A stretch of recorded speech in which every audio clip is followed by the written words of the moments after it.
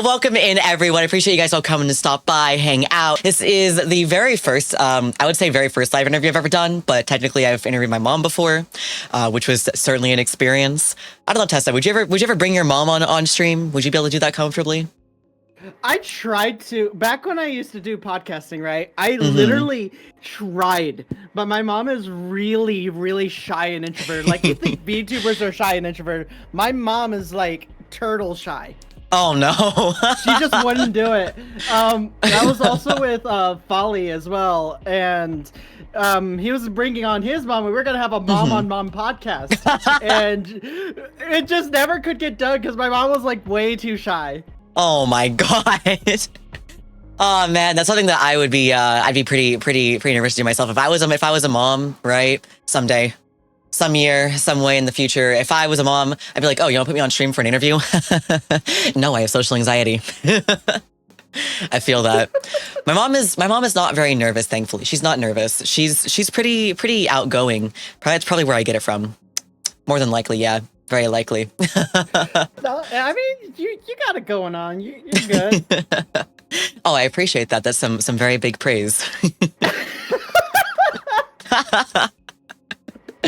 So yeah, but all that aside, guys, I appreciate you guys coming in. As I said, today we are interviewing TessaVT. They are a talent manager with 4 years of experience, and is actually one of the first indie VTuber managers in the space. So, Tessa, obviously, What's up? I want to say, first of all, thank you so much, Tessa, for being willing to let me interview today. I know you're a very busy lady. I've been so fucking sick lately, as always, and so like all of a sudden my schedule clears up. Oh, absolutely. I know we planned this well ahead of time, but I was like, I wonder if Tessa's gonna get sick. Nah, that was 3 days ago. That was all week, so I'm so over it. Ah, I'm glad that you're feeling better. I'm glad that you're feeling better. On to the next one. On to the next sickness? Yeah. No, that's a bad thing. That's a bad thing, Tessa. But for anyone here who hasn't met you, why don't you tell a little bit about yourself? All right, so I have been a talent manager, like she said, for 4 years. I had graduated from college. Before all that, I used to do content creation myself, and I used to review anime for blogging and also podcasts with my now assistant Folly.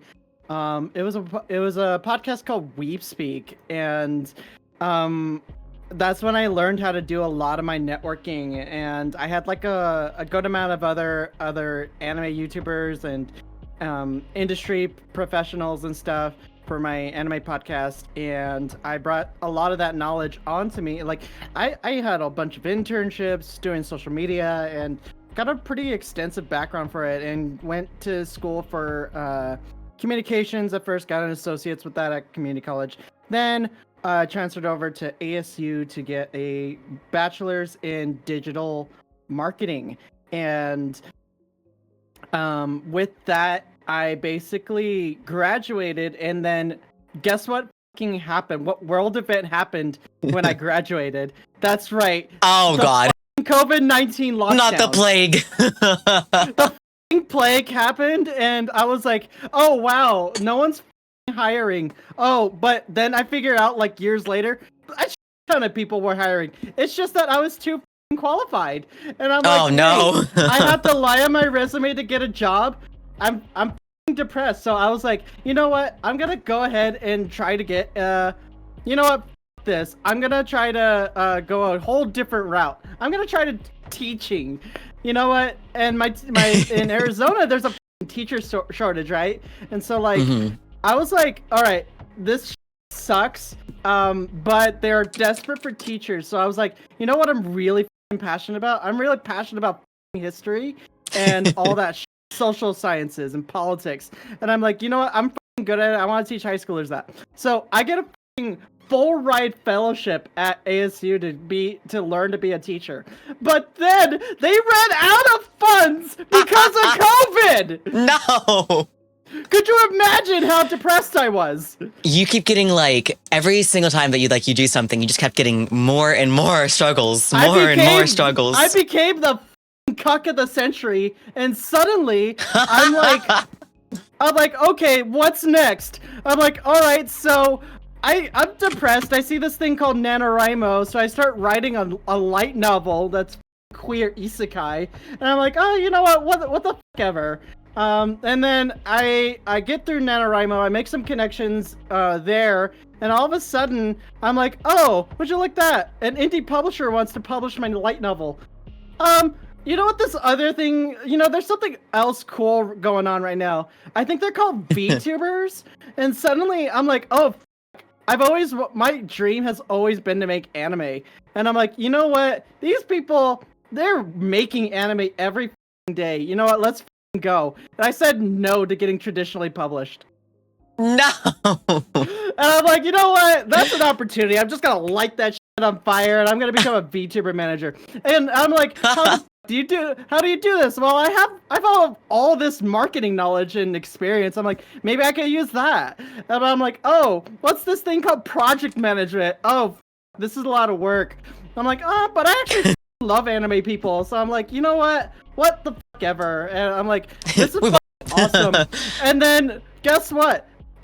Ton of drama. And my depressed ass is like, you know what? No more activism. I'm done. And so I rebranded as Tessa.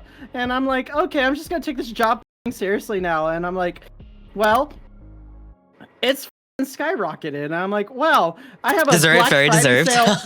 I have a Black Friday sale one time. I'm like, wait a second. I just made a buco amount of money. It was like right time, right place, and that was like right before like a VTuber manager boom happened in January 2022. I was gonna say that's like a couple years ago, right? It was like Black Friday 2021, and I was like, wait, I made so much money. I made like $6,000 off of that Black Friday sale, and I was like, wow, I guess my career's taking off. I guess I gotta stick with this. And I'm like, I love this job. And I'm like getting into bigger and bigger projects like every business quarter. I'm like, wow, this job is awesome, but it's hard. Oh yeah, no, absolutely. Nobody can ever tell you that. And guess what? Like early on, like before, like from 2020 to like never, it's been like a constant struggle because like any kind of guidance is kind of like hidden behind corporate. And like actually doing this job, I had to pave the way myself, and there was like a few others who in corporate who did so as well. Like there was one company called Sundaria, and they had a really kick-ass manager there as well. And I took a good example from her page and also Achan from Hololive, and I'm like, you know what? Maybe I could do something with this and try to actually be there for the talents, right? And I could do what I can and show up in public when I can. And so it's like, you know what? It doesn't have to be so difficult. So ever since, I've just kind of really enjoyed doing cool shit. And that's why I was like, wow, I think I'm in the business of doing cool shit. Let's do this. And so ever since, it's just been a fucking joyride. Though, one thing that is interesting is that you tend to meet a lot of goddamn people, and as a result, it's like you can never talk to normies ever again without them being like, wow, why is your life so eventful? How do you know all these people? And I'm like, well, I only talk to like thousands of people a year. It's no big deal. It's so odd. Think about being a normie and like not talking to like lots of people. I can't. Could it be me? So what do you enjoy the most about being a talent manager? What is your favorite memory of being a talent manager so far? Honestly, like the first thing is I love working with VTubers. It's just like, these are my people. Right? And despite all the good and the bad, I'm just like, yeah, I relate to these people the most. But like, the best memory, ooh, that is a hard one. I would say, I'm gonna be cheesy here. It's like when I met my girlfriend, Yumi. What do you enjoy the most about being a talent manager? What's your favorite thing about it? Oh, making cool I like trying to encourage people to really be themselves and think outside the box because like there's nothing wrong with just doing gaming and being like your Oshi, but I Hmm. really enjoy watching people break out of their comfort zone and what's safe and actually pursuing their passions. That's something that is like the best part of the job, is just watching people break out of their shells. It's like Aw, amazing. that's so wholesome. That's so freaking wholesome. And I know you mentioned weird stories. Would you be willing to share any of those weird stories with us? I would say some of the weirdest I've ever encountered was unironically, it was a fucking talent manager who was French who was trying to poach Alice off of me. And Uh, um yeah, he's like, "Oh yeah, I'm Megalodon's manager." And Megalodon's like, "I don't even know who you are." I'm like, "Oh no, Oh my that God. was wild." Another thing that happened that was really weird was Mm, like there was like this guy who was a insurance agent, and insurance he agent. was like, "I want to play Apex Legends," and I'm like, "Why do you want to play Apex Legends?" And he was like, "Well, it just seems like everyone else is doing it," and I'm like, But do you enjoy "Well, it? what is it?" I'm like, "Do you actually enjoy it?" He's like, "I don't know yet." I'm like, "How would you know that you like Apex Legends if you never played it?" He's like, "Well, I just think I'll like it. I'll just get into it. It's not like being in insurance." I'm like, what is it like being in insurance? Have you ever seen Incredibles? I'm like, oh boy. I was like, so what is it like? If in your heart of hearts, what do you actually want to do? I'm like, he's like, I would like to sell feet pics. I'm like, What? my guy, Oh my God. I can make that dream come true. And he never talked to me ever again. So like you get a lot of these weird people out there, and it's like a lot of them are just normal people, but they one thing that you start to notice as a trend is like a lot of people just don't get outside a lot. And part of that Hmm. is COVID, but honestly a lot of that is like them not actually having the social skills and not actually Yeah. building it. VTubing tends to bring together a lot of people who are, with a lack of better terms, social rejects in a way, Yeah. who haven't had outcasts is a better way to put it.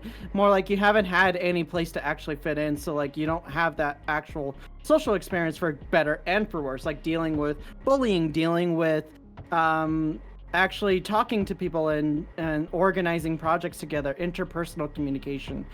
Yeah. Um, you have to take risks in doing that in everyday life, and you learn the good from the bad, and you know what to do, what not to do. But with a lot of VTubers, they haven't had that experience yet, and so like, with you know how like a lot of drama starts to feel very high school after a while.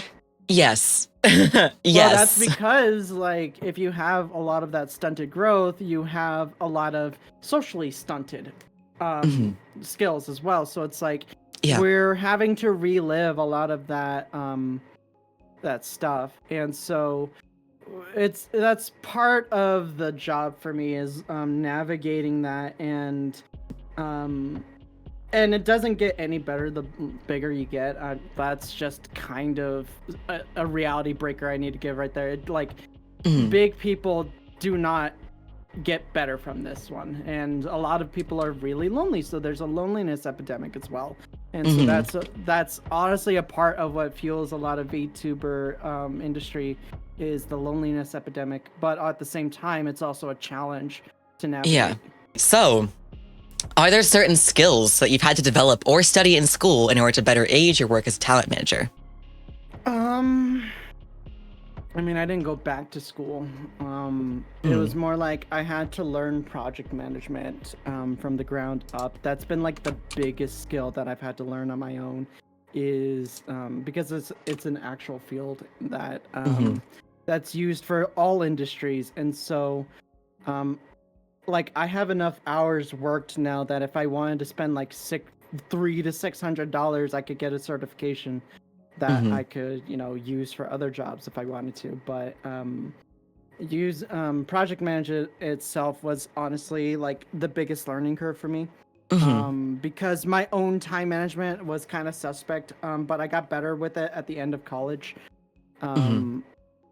But it's been a useful thing to keep improving on as I work with others and finding new and better ways to help people, especially neurodivergent individuals, because I myself am very neurodivergent. And so being able to find more flexible organizational skills is like really important, because a lot of VTubers are very neurodivergent.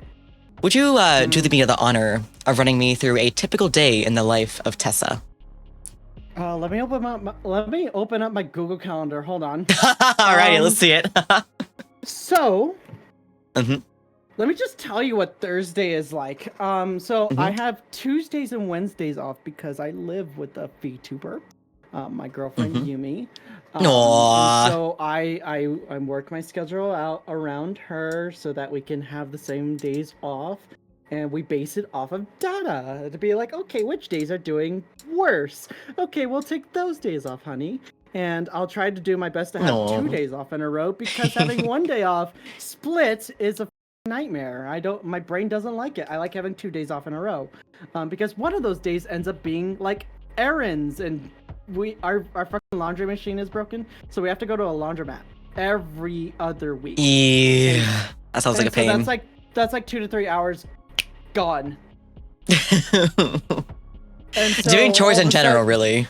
Yeah, and so all of a sudden, like the next 2 to 3 hours as well, we're doing grocery shopping. So all of a sudden, we have a full day of errands, and it's like, oh wow, that didn't feel like a day off, huh? And I'm like, yeah, it did not feel like a day off. And so we then spend the next day, and suddenly we have 1 day off, it feels like. So it's like, we try our best to have these days off back to back, and then I start on Thursday. I'm a night owl, and I'm a degenerate and sleep at like 3 or 4 a.m. Like, it's been like the biggest coincidence that I've actually had to learn, because beforehand I would start my days at like 11 a.m. But most of my meetings needed to happen way later, and so I was like, you know what, fuck it, we ball. And so I start my day at 3 p.m. now, which actually works out better for my circadian rhythm. I start off the day with a meeting with Yumi, and a lot of times I have that first day as like an admin day. Admin days are things that I help with, I tell clients to do, where it's a lot of other back-end tasks that you have to get done. And those are things that you have to allocate time for. And so for me, it's a lot of management tasks and like getting the ball rolling of different projects, poking people, sending out emails, doing all sorts of different crap. And then, and now that I have a team, I also have to check in with my team. And then like the rest of the week, I'll have like admin times and blocks of like 1 or 2 hours all throughout the day, but I'll have like 2 or 3 meetings, 1 to 2 hour meetings with either a consultation client or a management client. And so like on Friday, I'll have like Odyssey Eurobeat from 3 to 5, and then I have a 15-minute break to get lunch, and then I have a follow-up consultation 5:15 to 6:15, and then I have a 2-hour admin block, and then I have a consultation client for 8 to 10 because it's their first meeting. And so that the days will often be like that, and then sometimes I'll have like an entire day to myself to be like, oh, this is just a pure admin day. That's just how the schedule worked out. So then my next question for you, Tessa. The landscape in VTubing and content creation has changed drastically over the years, and I'm sure that has affected your journey quite a bit over time. So what has your journey as a talent manager been like so far? How has it evolved? I know you talked a little bit about that in the beginning, but if you want to go into more depth about it, now is a good time to do so. 2020 to 20, I want to say like 2020 to 2022 was honestly like the time to make friends, and it was definitely like a big wild west, and everyone's like figuring themselves out and figuring how everything should work. And honestly, like, if you think drama was bad now, it was pretty bad then too, but honestly, like, you could easily avoid it much better. A lot of the big people started forming their own cliques. So like you had your early cliques like that, and they would do like raid trains to each other, and it was honestly fucking brilliant. But like you'd have to have those enough people to work with each other, and so raid trains was like a really easy way to grow. And it's how a lot of stream teams ended up growing, because that was another way a lot of people ended up growing very quickly, was starting up stream teams, but then that required at least one person to be a partner. And so that actually wasn't hard back then. It was a lot easier, I will admit, to become a partner back then. And as a result, you could do things like... I believe they changed some things, right? Huh? They did change some things, yes. They changed several different things. But probably because honestly, probably maybe as a result of that, you know? Well, there was a lot of people being having those partner requirements, but the honest truth is that the whole thing where you have to hold at least 75 viewers for 3 months, that was always a thing for consideration for partner. It's just that they kind of made it official sometime in like late 2021. Like they just close it now. Yeah. So like, but the truth of the matter is, you need to have more than 75 these days. Like for them to really consider you, because people get denied all the time still. I hear it gets rejected it gets rejected the first time that it goes through, like more times than not. If you hit the average of 75 and you try it for the first time, they just reject it. There's a lot of cases, a lot of people are getting those from raids, and they don't count raid views. That was always the thing. So you have to naturally get it with no raids adding to the viewership. Yeah, it has to be like you turn stream on and you're expecting more than 75 people there. Gotcha. It's a really fortunate position to be in, but it's like, it's also kind of like that's what they're looking for, actually. And so it's like, if I would say a good time to do like a partner push is when you're already around like the 60-75 area, and so all of a sudden it's like, oh, I'm blowing way past that, and by the time you're doing your partner push, it ends and you're sounding like 85-95 kind of area, maybe 3 view area. You're basically like, okay, Twitch can't say no. Sometimes they do. And it doesn't even have human review, I suspect, but like they say they do, but come on, who's that's a lot of applications to go through. It's a lot of applications to go through, and they've got like thousands going on. Like, you have to understand, like, there's so many Twitch partners. There's like tens of thousands of them. Like, you have a lot of competition. Yeah, there's a lot of Twitch partners, but if you look at the grand scheme of things, like, there's millions of streamers. So like, if you're dealing with the top 0.1%, or sorry, 0.001, so 100th of a percent, or 1,000th of a percentile. Well, yeah, being in 20 average already puts you in the top 1%. Yeah, and so the statistics, it's just a lot of people that you're competing against, and so it's like, there's only so many people that could do a human review, and so as a result, they have automated systems, and that's how YouTube also works too. But anyways, the landscape, early on, you really grew very, very quickly by having clicks, and to an extent, it still works the same now. Stream teams can help to that extent, but it's not the same because a lot of that spirit is kind of gone. Yeah. And a lot of times they're doing like charity events, and they're doing all of these really big projects and events together. And it's just like a genuine team effort. Oh my God, it's almost like it's a stream team, right? When you actually use a stream team as a stream team and not a Boy Scout badge, I would say, things work. From my own experiences recently, stream teams definitely have lost that luster of actually, helping each other, and it's more like collecting Pokemon, I'm gonna make a joke, but it's not actually a joke. The best stream teams are the friends we made along the way. Oh God, literally, but also figuratively. Literally, I'm not even joking here. Like, the friends you make along the way and can actually trust and do cool shit together. Like I said, I'm in the business of doing cool shit. So like, you do cool shit, suddenly people notice, right? Yep.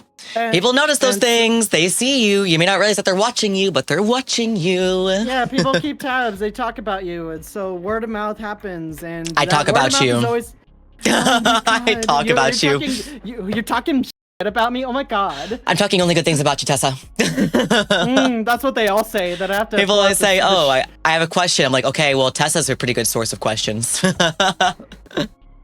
It's a pretty good source to get some answers for your questions. So how do you feel that like content creation has kind of moved away from like the clicks? I know you mentioned that it still is a little bit around like the clickier side. The clicks are definitely more established and much more closed off, as clicks tend to be. And you're not exactly making clicks anymore, you're more joining them. And people who try to make clicks end up just dissolving faster than they can solidify anything, because people just cannot stand each other for too long. A lot of arguments. A lot of arguments, a lot of egos. That's the biggest thing. And so a lot of people end up butting heads a little too much with losing sight of the goal. And so I could never make a click like that. Nope. I don't think I'd get along very well. I am too hot-headed. Honestly, the best way to go about things to have something similar to what people had in 2020 is just, like, unironically, the friends we made along the way. But the biggest thing is, like, surrounding yourself with people who bring out the best in you, who honestly want to see you succeed, who are invested in what you do as a person, and are actually interested in you as a person, and you as well as for them, you know. And it's a mutual kind of co-working relationship. And so there's also a friendship, but it can also be like your co-workers all trying to get to the same goal. And so that's kind of how it can be done these days. And so you have made a server that is more emulating that, and so that's a really good thing to have like-minded people who are trying to do the same thing and also are willing to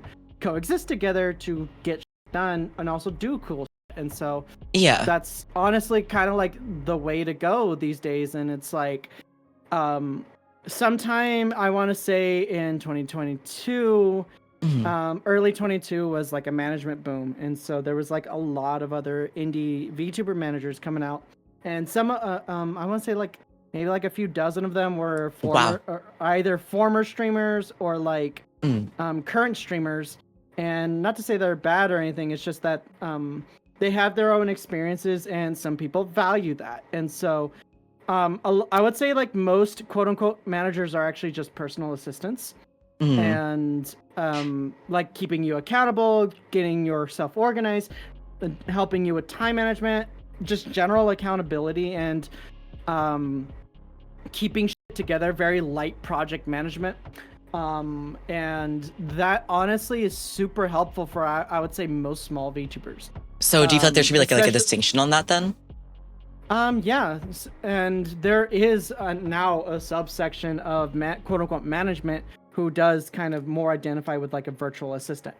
And so that honestly is more in line with what people mainly need from the manager boom, more than what it is I do, because more of what it is I do is more of a privilege, and you have the luxury of spending a good amount of money or sacrificing a lot of income. It's one thing or the other of whatever the business model is. And so at the end of the day, for me, I'm working a lot on getting people sponsorships, and so that requires me to go out of my way to network with businesses and make those connections and work out contracts and work out brand deals, doing that kind of stuff. And I also work a lot with copyright and IP as well. And I had to refresh myself on US, but specifically court cases with LA, because that's where Hollywood is. And so, that's fun. Yeah, no, like I'm pretty well brushed. I'm not a lawyer, but like I at least know how to protect my talents in terms of contracts and stuff. And so that's not something that assistants are doing, for example. And that's like a really important distinction. How do you stay up to date with the industry trends and standards, especially when it comes to the ever-changing audience?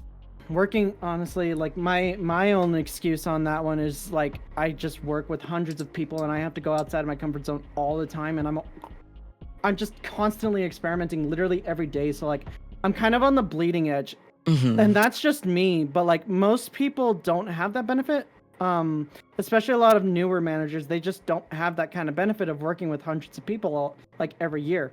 And so it's like, for me, I get that benefit personally, but I would say with most people, it's doing case studies and studying how others succeed. And so you're making case studies of like, okay, who did well this month on shorts, who did well this year on streaming, and who did well on YouTube streaming. Okay, what did they do? How did they do it? and you're just kind of studying case studies after case study, and you're just seeing, okay, how did they make the video? Okay, what's the pattern here? And you're just kind of deconstructing down what people are doing. And honestly, a lot of other talents that have better heads on their shoulders, they end up doing that too, because there's other VTuber help servers out there, and that's kind of what they do as well. And that's kind of what talent managers have to do as well. Like, you have to know what other people are doing so that you know generally what the audiences want. And there's nothing wrong with that. It's just and sometimes it's don't reinvent the wheel, but sometimes you have to personalize it for yourself, because you may have a different personality, different content. And so you could do inspirations of like what other people do to edit their shorts or whatever. And suddenly you have yourself a personalized strategy, which is what I do for people every single day. With my consultations, I basically get to know who people are, because I gather a lot of information about them. I skim 3 to 5 VODs, and then I talk to them for maybe 1 or 2 hours. Usually at first it's 2 hours, then the follow-ups are 1 hour each, periodically. And I get to know their brand, see if everything works, try to make it work together, work on their foundations usually, and then follow up from that, or I pivot. And that's a lot of where the experimentation happens. And all of a sudden, I get to see all these different audiences, and I get to kind of personally collect data of like, okay, what do people want these days? And all of a sudden I'm noticing patterns of like, okay, it seems like people do actually want, or do they want it? And I ask those kind of questions all the time. And it's like, well, because we had a strategy of like making these kind of skit shorts, for example, then how do we deliver that with this person's personality and lack of experience? And I'm like, okay, that's a challenge, but we're going to work through it. And so all of a sudden I have a very unique challenge of like, okay, different audiences, different talents, and there's nothing wrong with being bad at first. I experienced that like routinely, but you have to go somewhere. You have to start somewhere. So it's like, you might as well suck at first and then get better over time, and try to enjoy the process as much as you can. And circling back to video editors, like, they're charging like $30 a short, right? Yeah. And so what if instead of trying to pawn that off, you instead use something like CapCut, which a lot of these editors use anyways, and charge you arm and a leg for? What if you instead just clipped your own, did some pre-scrubbing with a Stream Deck or keyboard macro, and you basically kind of edited on your own with CapCut in like an hour or 2 per day. And suddenly you've got yourself a whole set of experiences of like, okay, I know what I want from video editing. I know how to use the most of my time with it. And all of a sudden, what you do get video editors to use, you know how you're spending your money. Yeah. And suddenly, you've got yourself a lot of experience going to the table and saving yourself a lot of money. And that's kind of how you don't get scammed, is you have to put in the time to get that experience, right? Yeah. So the next question I'm going to ask you a couple questions. For sure. So a couple of them are going to be about, people who are wanting to become a talent manager themselves. What does being a talent manager entail? What kind of skills or qualities do you think are essential for success in the role? Is there any advice that you would give somebody who would want to get into it? Oh, that's a good question. Thank you. So I actually have a whole ass list that I made on Notion, because I get asked this question a lot by prospective clients and just people in general. It's public to see, so I'm just gonna post it in chat real quick. Okay, yeah, go ahead. Just so people have a visual, but I will audibly, I'll make it vocal as well. So there is the article that I have right there. But to kind of summarize it, I do a lot of guidance and coaching, and specifically for like all social medias. I do a lot of very direct guidance, and if you need me to, I do caption editing and drafting. I do emotional support, time management, project management. I search for opportunities for you. I do networking. I utilize my industry connections that I've built over the past 4 years. I also do PR, so if you ever need something positive for yourself, and if you want to be like in an article or something, that is, or if you wanted to like go to a convention or something, that's positive PR. So, and like, Yeah. if you are also getting canceled, that's also PR, and so I help with that. And so I also do sales strategy, like if you have merch, if you have sponsorships and brand deals you need me to negotiate, I take care of that. I also do contract review. I don't give legal advice. I'm not allowed to legally. But I do have experience with contracts. And so I do my best to negotiate favorable terms with all sorts of contracts. And so that's a part of my job. I also do OPSEC and InfoSec. So like I try to do the research so you don't have to worry about potential threats online. That's part of what I do. And I also don't advertise it, but I also do tech troubleshooting. OBS troubleshooting. I do a lot of that stuff too. So I think it's just like what kind of skills that you would need kind of depend on what you're looking to offer in your services, right? Bingo. Because there's some managers out there that are video editors, and some people literally expect that, but I'm never going to do that. I don't have the time to do that, so I'm not going to offer it. Nor am I even really good at it. It's just not my thing. I'm much better at all of this other stuff, and as a result, it works out well.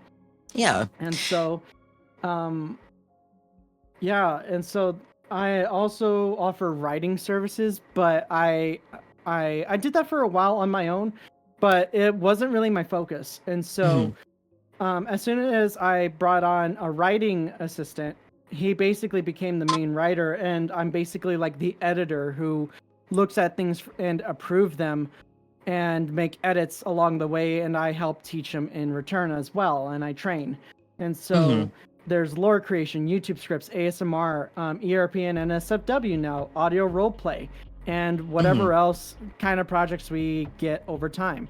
And it's honestly a really good time. And so that is just some of the things that I do. And like you said, it just depends what you specifically want to focus on. Some people, like I said, video editing.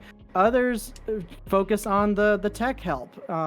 It just really depends what you are good at and want to focus on. But there are just some mandatory stuff, such as the project management. Like a lot of those base ones that I have at the top with like talent management. Yeah. Those are things that every manager should know. Okay. Industry connections is not something you start off with, obviously, but that's something that you should definitely earn over time. Yeah. It's quite a bit, though. I appreciate you putting this this Notion sheet here together, because this is very useful for people who are looking to get into it. So yeah, and so like you're not going to come into this with the experience unless you somehow do, and that's a different story. But like a lot of newer managers are from other fields entirely. Some of them are project managers from other industries, but they don't necessarily have these other skill sets. And so as a result, they have to learn how projects are managed in this industry. And so that's just something that you gain with experience, and you just take your time with that. Also, someone mentioned in chat, this is about a prior topic, but so I know that the editor part moved on, but I have noticed a lot of content creators afraid of YouTube because they can't afford an editor, or they think editing is hard. Which, in that case, I would say that I understand that fear personally. Especially, you know, I do offload a lot of work that I need to do to people who you know, I pay them to do it for me, right? Because I'm just too busy.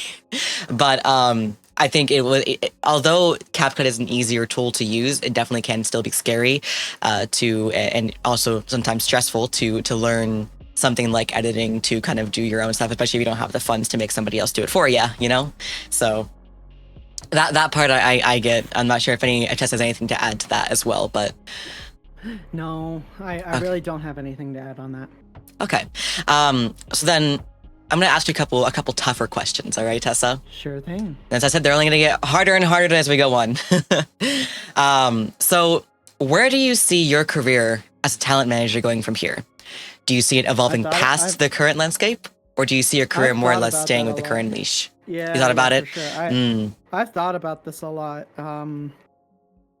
Like, I could just end up getting a job somewhere like Mythic Talent if I really applied myself. I could make my own agency, but that requires a lot of money. If I wanted to do that, that's a lot of money. Like I could definitely do it, but like I just don't have the funds to make my own agency. So I feel like where I'm going, like if I worked somewhere like Hololive as a manager, that would be interesting. But they would need, like, I'm at the point now where I'm more looking for like a senior position, or a director position somewhere. And so, for Hololive, I would need to learn Japanese, which I don't know. And so that's a whole ordeal that I would need to learn. But in terms of like what I can tangibly do right now, I think I just want to be able to like go to conventions in the near future. Because God, I really want to go to Offkai. I want to go to TwitchCon. Offkai was so much fun. Offkai was great. I'm sorry I couldn't see you there. No. I know. A lot of people wanted me there, and a lot of people want to see me at TwitchCon this month, but I can't. I just can't afford it. Yeah, I was supposed to go, but I ended up not going. I can't afford that. San Diego's expensive. As for like my own future, I think my direction is I have a pretty good hold on VTubers, and I don't continue to stop. But I think where my own future is heading is starting to both make, well, there's three things. Number one, it would be making my own content when I have the time, and then having some sort of presence on like shorts and TikTok, etc., because I want to be able to reach more people and actually give this kind of helpful advice to. But number two, it's making a course. I want to make a VTuber course with Mari. Looking forward to that. Another thing is I want to start working with more IRL creators. Because I feel like with a lot of VTuber culture as it is, it demands a very specific way of being that isn't exactly compatible with everyone I work with. Wink, wink, nudge, nudge. And so there's like the CEO of and an actual agency that follows me, and I'm mutuals with them. It's a agency called Phoenix Down. Interesting. And it has a female CEO, and she seems pretty cool. She's Hispanic as well. So like I feel like if I got to know her a little more, I think we would get along. I think having like partnerships with those kind of things would actually be very beneficial for everyone I work with. Like imagine, like, because right now one of the pitches that they had for me, this is an NDA because this is very public and open. They wanted to do like a Survivor, because Survivor is a reality TV show that's based on a bunch of mini games and people participating in them, and then having to vote on who gets off the island, basically. So like you vote for whoever goes on to the next round, basically. And so they wanted to have like a Twitch version of that, and so I put my general hat in the ring for any kind of clients that would be interested in that. So like things like that could be really fun and cool, and seeing VTubers have more opportunities like that and being considered a lot more would be nice.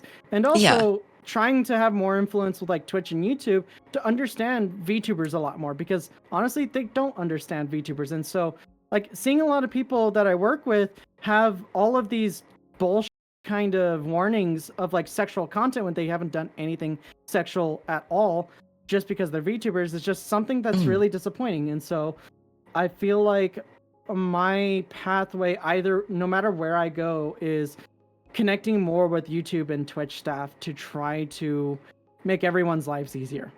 And I feel like it's one thing to have streamers as like Twitch ambassadors. I think it's another thing to have a professional like myself who can do a good job representing interests. And so I feel like that's really going to be a big thing for me in the next 5 years, I would say. It's going to be a struggle, I think. But it's a struggle I'm willing to put the time and energy into. I think my biggest hurdle for that is honestly affording conventions. Because like with YouTube, to get closer to a lot of YouTube staff personally and not talking to a goddamn bot, is going to a place like VidCon. I would want to go to TwitchCon so that I can connect more with Twitch staff. And so that's just kind of where I think my future lies, and also trying to connect with bigger brands like Nvidia, AMD, etc. Okay, then my last question for this segment in particular, and I think after this last question, we should take a quick little break before we move on to the second segment, if that's all right with you. Sure thing, yeah. All right, this one's gonna be a tough question. All right. What's up? One of the biggest things, and we talked multiple times about you know, the difficulty of looking for a manager and knowing what to look for and understanding the current landscape, right? So are there any like difficulties with that in talent management, whether it's from the perspective of somebody looking for a manager or the perspective of somebody looking to become a manager but trying to get, you know, that trust with clients, right? Oh, that's a two-way street. Okay, so I want to take the client side first with this. I remember talking about this last night on your Discord, and I think I could really summarize this really quickly.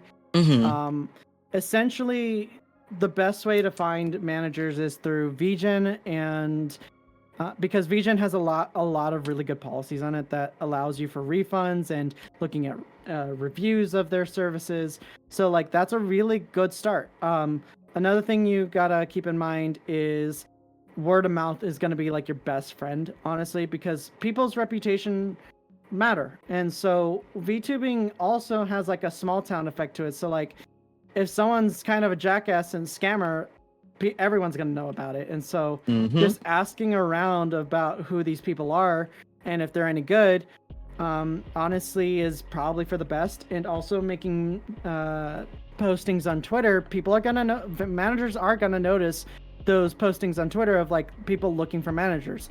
Like that is something that does light up a lot of bells for a lot of managers.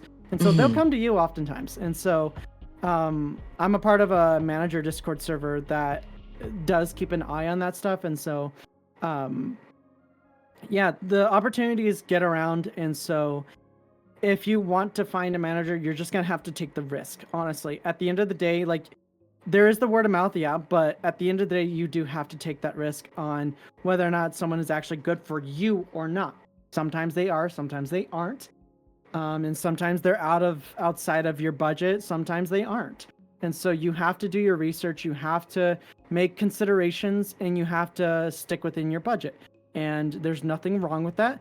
And it's okay to ask for any kind of flexibility. Because like for me, for example, I offer payment plans. I also I have discounts that I will offer people who are low income as well. And so like I tend to be flexible, and I hope that I have made a good, because I've talked with a good amount of managers and aspiring managers, and I've told them a lot about my practices. So like I'm hoping that people do take example at least from that, because I do want low income people to be able to enjoy this more than just a hobby, because I do believe there's a lot of opportunity with it. But I also don't mind working with hobbyists as well. But it's often a shame that a lot of people just don't get to have that opportunity. But at least I hope I've had an impact at least on that end. But I don't know. I don't have enough time to ask every single manager in existence how they do their business. And I also think that's a very personal question. So like I hear about people when I hear about them. And so you know, I know who's good and who's not, and sometimes most of the time I don't know. There's just a lot of people out there. So like I wish everyone the best of luck of finding a good manager or not. As for new managers, oftentimes you're gonna have to start off just by volunteering yourself. That's how I got started too, and I tell this to other aspiring managers. Yeah, you have to put the practice. Yeah, you have to put the practice in.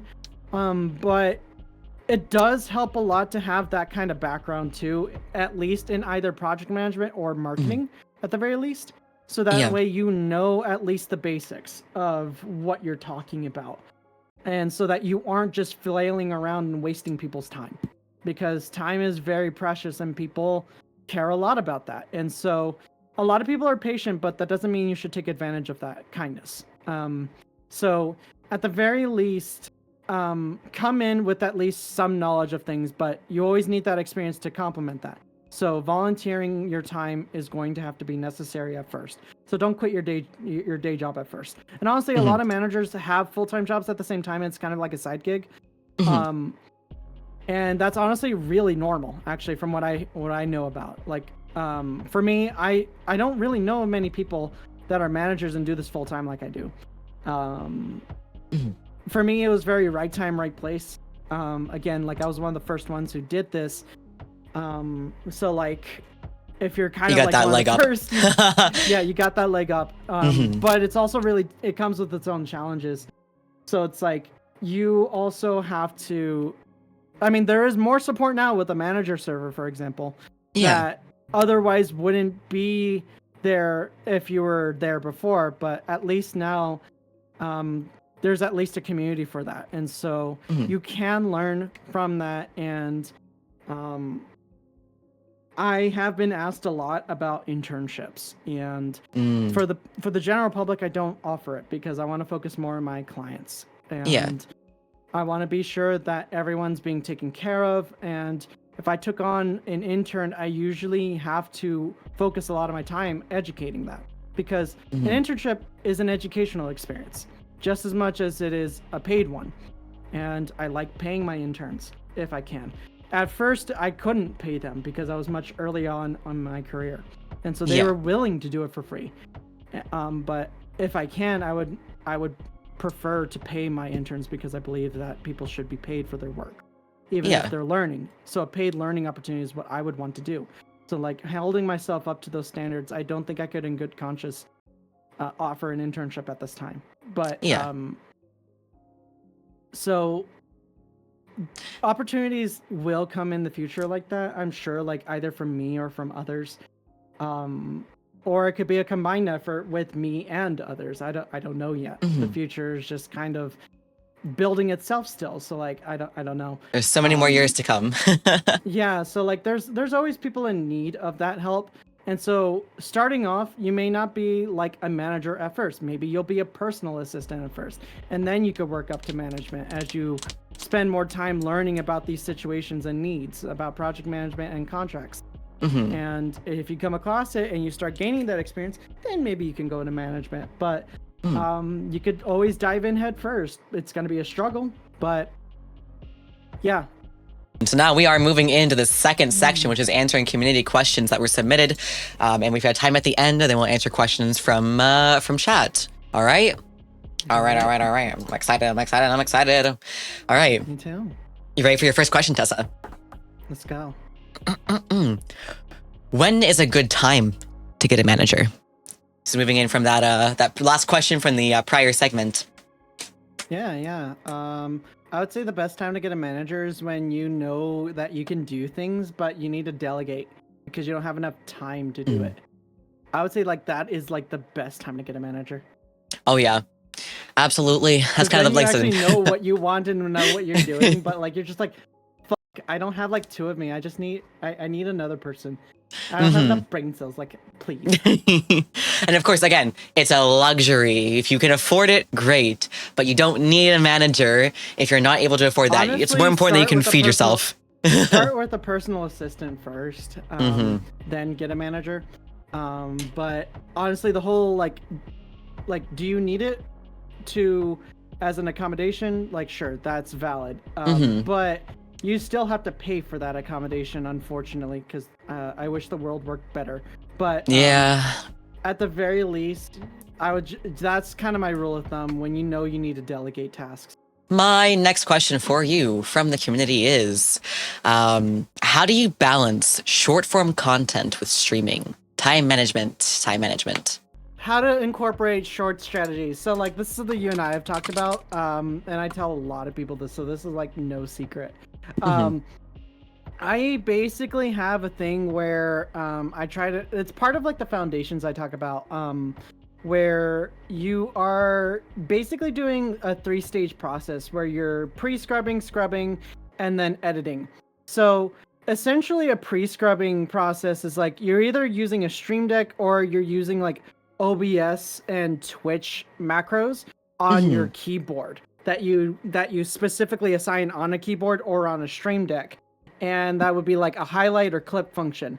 And throughout the stream, when you know that you're having a really good moment, or if it's like in any good moment whatsoever, And like if it's funny, if it's serious, like it's like surprising, whatever, you hit that highlight or clip function, and then you just kind of keep doing that, and until you build yourself like a full ass timeline of your stream, and suddenly you do a lot of that scrubbing work ahead of time so that you don't have to look at when the most important parts are. So like when you do scrub things down, you are actually looking at what you actually missed, and that actually really narrows down the time.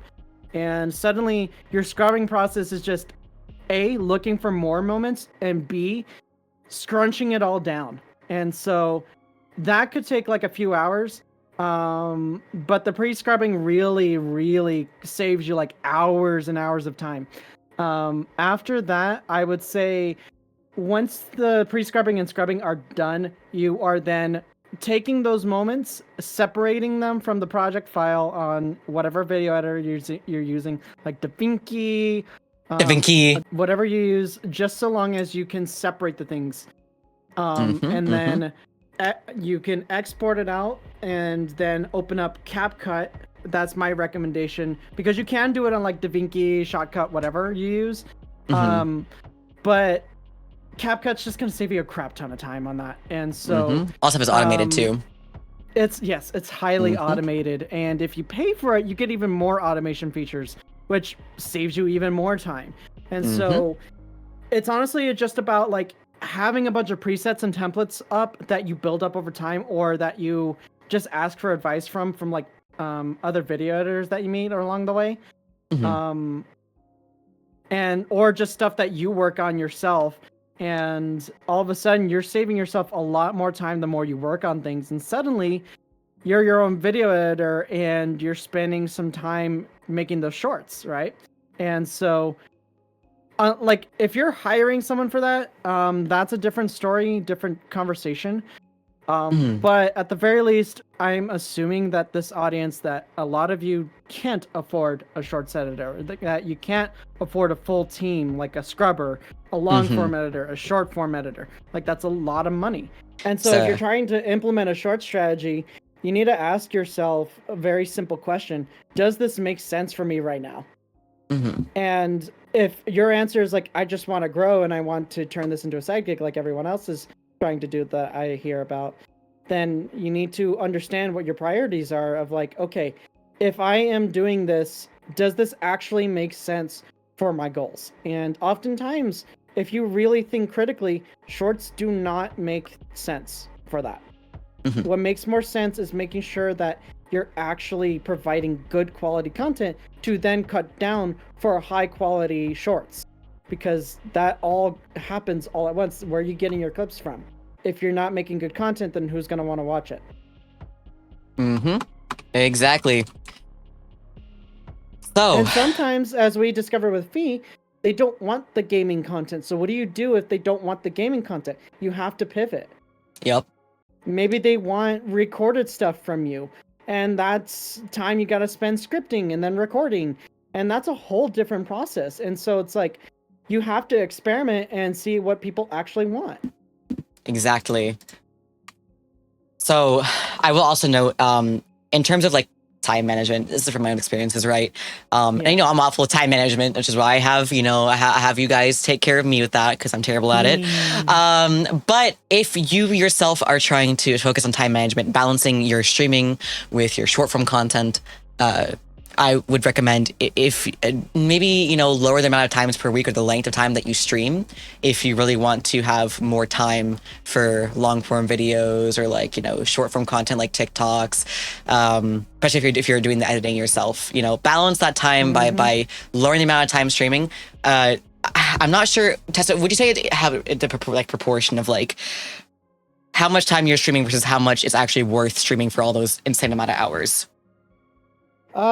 So I think that just depends on your goals, right? If you're wanting some sort of presence on TikTok and Shorts, then I see a lot of people be like, oh, you only need to do 2 hours a day, but I just don't see evidence of that. I'm going to be honest.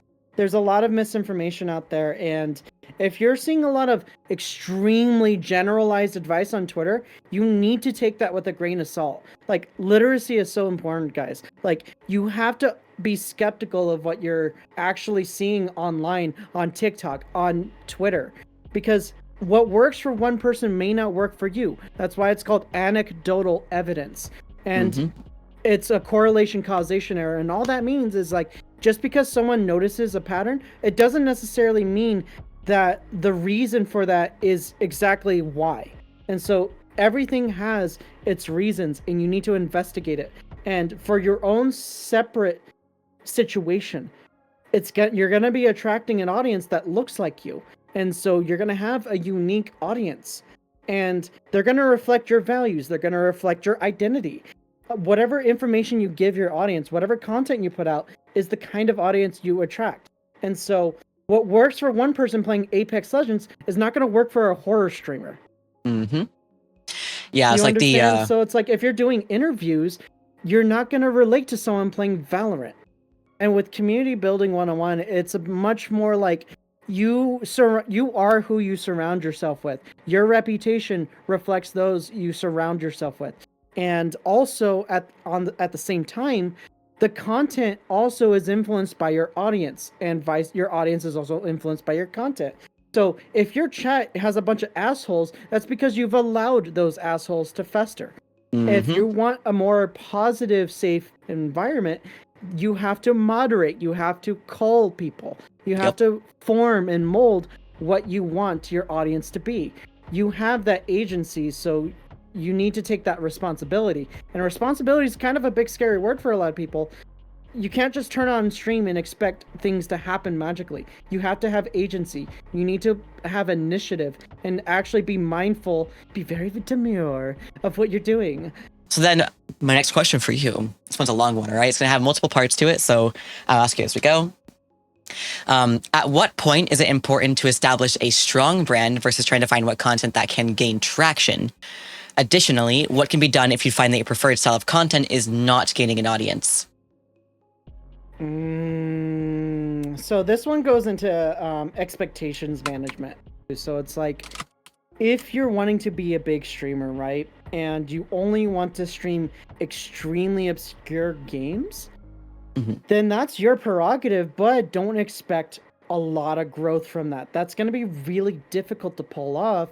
And so you have to manage your expectations and lower your expectations to be like, okay, I may not be blowing up overnight from doing this very obscure way of doing things, but I am going to find myself surrounded by people. And if you do need to do a short strategy to help bolster awareness, then that is something that makes sense for what you're trying to do, because you're just trying to get exposure. And if that's what you need, then you do what you got to do. But if you're trying to be like, oh, I'm going to play Apex Legends because I see a bunch of other VTubers doing that, and I'm going to play every trending game of the week just because everyone else is doing it, suddenly you're losing a bit of your own personality if you're not actually putting that effort in, and you're losing a bit of identity. And when it comes to that, you have survivorship bias happen a lot on Twitter, where you have a lot of bigger indies who do succeed. They don't include all the times that they actually struggled getting there when they're showing off their achievements and success. But also, a lot of people just don't make it at the end of the day. They end up graduating, fading into obscurity, and you only see the successes. That's what survivorship bias is. You got to be mindful that you are actually doing stuff that makes sense for you at the end of the day. And so, like, if you are not managing your expectations and you're like, oh, I'm going to play Apex and all the trending games, and you're not growing from it, what do? Well, honestly, you have to experiment and find what works for you. You have to fail a lot to actually succeed. And sometimes, here's the thing. One of the questions that you had has another issue bundled in it that I actually have to deal with a lot, and it fuels FOMO a lot. And it's the whole thing of like, oh, I started at the same time as X creator, and X creator blew the up, right? But what about all those other thousands of other people that started at the same time but are at your position, if not worse? So that's hard to keep in mind because we tend to focus on the negative. Humans have a very strong negativity bias, and we have to do that much extra work to work outside of that. And so you can't compare yourself to someone else's situation, because there's also another flip side of this where I do see a lot of conversation on like Twitter and TikTok about of like, oh, it's just luck at the end of the day, and there's only luck involved. It's 50-50, right? So it's like there's some percentage of luck, yes, but there's also skills. Talent is a set of skills. Streaming requires a set of skills. Here's what I was taught, right? This is a pretty simple way of thinking about it. Luck is when preparedness meets opportunity.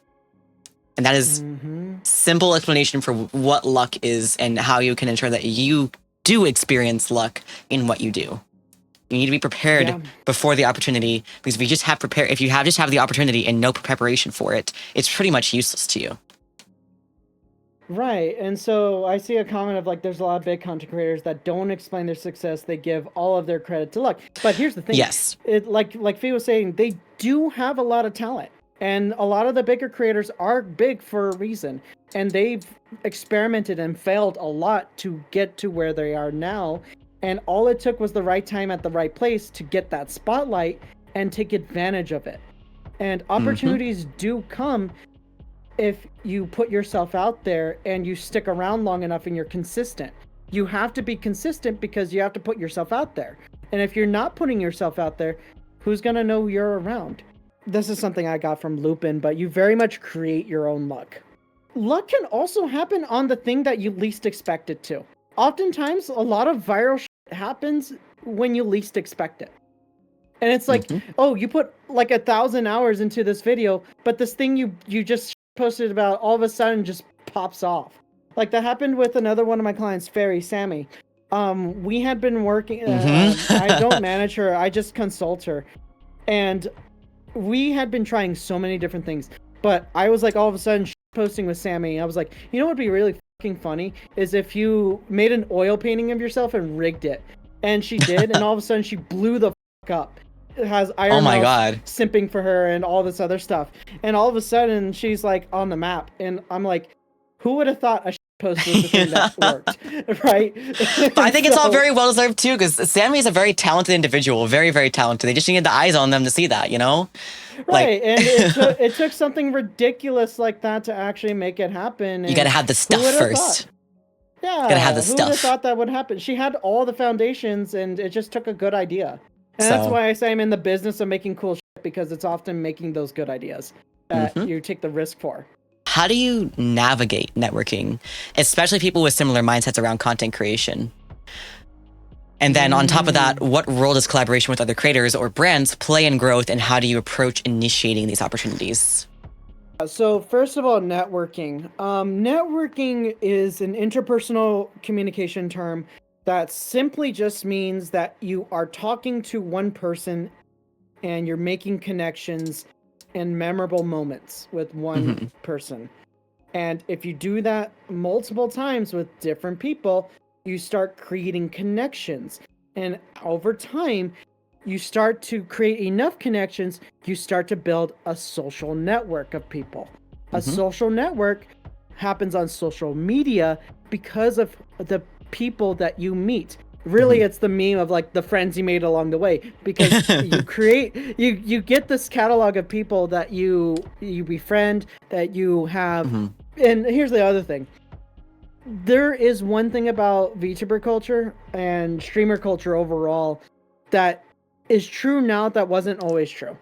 A lot of people view each other as co-workers before they view each other as friends. Because like we were talking about with the cliques earlier, people already, like a lot of established people already have their friend groups.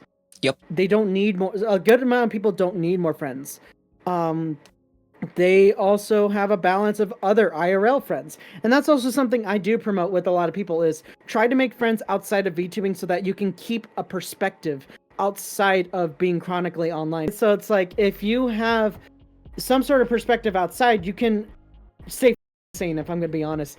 But another thing is, if you are going out of your way to try to make those connections both professionally and personally, you have to do your best to avoid drama. But here's the thing about drama. If you're around people are dramatic creatures. You're going to encounter drama one way or another. You're going to encounter it. You can avoid it to the best of your ability, and you're going to have to deal with it one way or another. People are going to be like that. Conflict is going to happen. We live in a society. And so We live in a society. but we live in a society. It's so not yes, fair. touching grass is very necessary. So, trust me.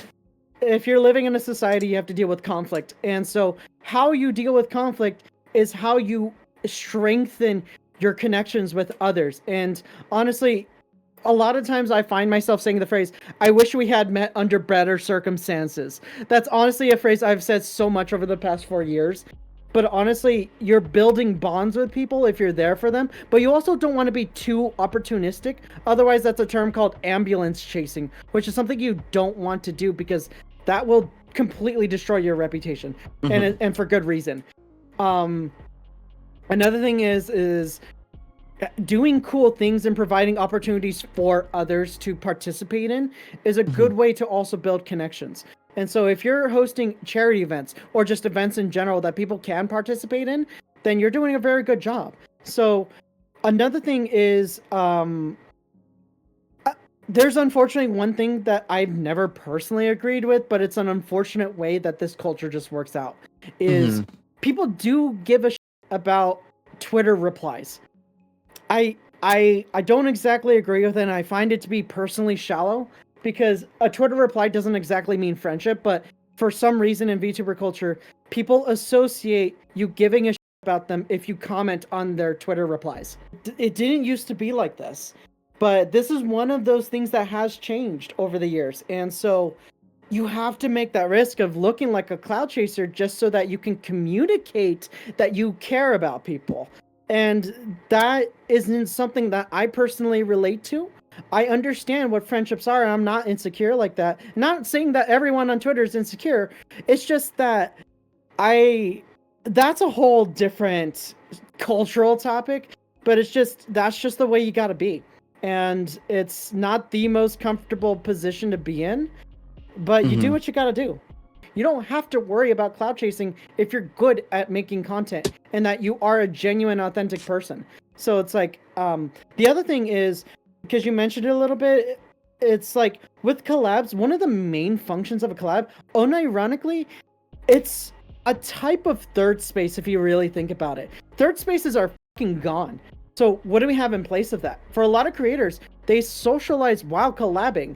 And so that's why a lot of people aren't exactly super on while they're in collabs, is because it's just a way for them to chill and hang out at the end of the day. And there's something really respectable about that, but it's also kind of sad at the same time. We don't have the third places to facilitate natural fucking friendships outside of the internet. And so like for VTubers, we're always working, and a lot of us have a full-time job, and a lot of us try to stream on the side, or some of us are full-time streamers, and that's our job, that's our livelihood. And so what time do you have to socialize? And so for a lot of people, collabs is that answer. I'm not even a big streamer, but like my socialization time comes from hanging out with friends on stream, because that's it. And my friends are like, "Hey, when are you available?" I'm like, "Well, it's gonna be on stream if I'm available. So, how about this day? let's collab." It's like I don't have time to hang out with friends very often. You know, I am very busy. And I can only imagine how it is for much bigger creators who, you know, whose DMs are constantly full, always trying to find time to hang out with friends. And of course, at that point, you're not really looking for new friends when you already have some people that you struggle to keep up with as is, you know? Right. And so that's why it's kind of hard to make a lot of friends. And you see these kind of tweets on Twitter all the time of like, why is it so hard to make friends?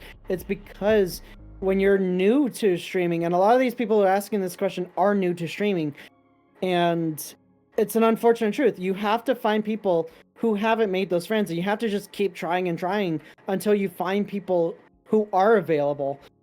When it comes to growing as a content creator, are shorter streams better than long streams, or vice versa? Highly context dependent on your content, how it performs, and your audience. The minimum that I tend to see be a great way to grow would be minimum 3 hours a week, or 3 hours per stream, and minimum 3 days a week. But depending on what it is you're doing, you may only have time for 2 streams or 1 stream. And in that case, you have to really think outside the box and tailor your content to that that struggle. And so sometimes less stream is better. Sometimes more stream is better.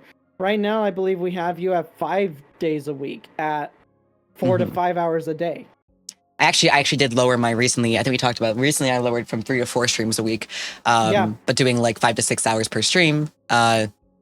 Primarily because I wanted to have more time for, so it comes into the idea of earlier balancing time for things like TikTok shorts, TikToks and shorts, and having time for my YouTube content, things like that, right? I need to have time for that. I need to have time to plan other things, have time for IRL as well. There's a lot you want to do. Yep. So I balance it out by lessening my streams, but making sure I stay within that 3 streams a week, so that way I'm not neglecting, my Twitch audience, Yeah. So, and so at the very least, sometimes shorter can be better. You have to experiment. I think that's the short and tidy of that. But on that note then, what are the underlying reasons for plateauing viewership despite long-term effort? And how can I effectively diagnose and address these issues to revitalize my content and grow my audience? That's tough, because this is stuff people pay me to do, literally, to investigate. And if I had to give a generalization of why people stagnate, it's because of complacency mostly. Because, like, if you're doing the same thing over and over again and you're not really conscientious of how interested you are in doing what you're doing, then that reflects on your content subconsciously, and as a result, the quality of your content goes down. Or perhaps you aren't reaching the audience in a way that agrees with either yourself or them. And so it's a two-way street, and you're not owed success. And so you have to experiment again. And so if nothing is working, and I doubt that most people have tried everything, because if you tried everything, you would have found something by now. But you may need to try something out of the box and do something that no one would expect. And if that means, for example, doing an interview series, kind of like Fee did, where we're interviewing 100 people, doing something really impressive like that, it took a lot of work, and that's a big barrier to entry to that. But it's what it took to put Fee on the map to an extent. That coupled with going to Offkai, and immediately after Offkai, pushing my content as much as possible and continuing to look at what my community actually wanted. What tools do you use to measure a channel's performance, and how do you identify potential areas for improvement?